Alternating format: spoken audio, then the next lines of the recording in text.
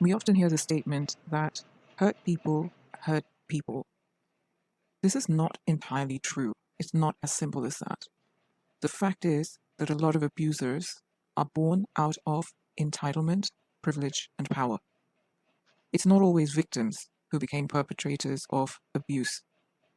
In many cases, it's abusers themselves born out of the power and privilege and entitlement who graduate from being bullies and continue on that abusive behavior in an environmental context of enablement.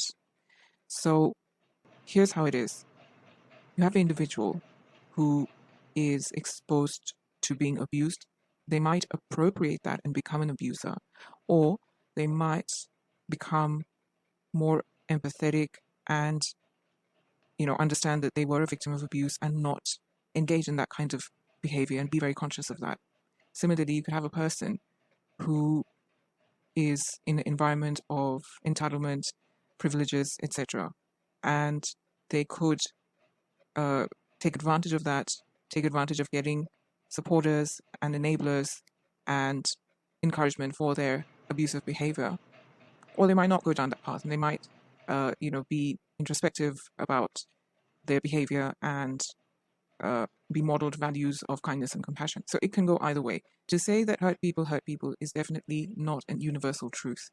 And especially disorders such as narcissism or narcissistic personality, a lot of narcissistic behaviors are born out of privilege and entitlement and enablement. They're not necessarily born out of suffering abuse trauma unless the sufferer has appropriated the abuser role. And that's not really, it's not very common. It's more often what is seen as that abusers themselves were encouraged, supported, and enabled in their abuse, and that's how it became a behavior pattern that consistently rewarded them, and they developed those behavior patterns from a young age in their life throughout adulthood, and as a result, they found it to be effective. They rose into positions of power and leadership and even greater privilege.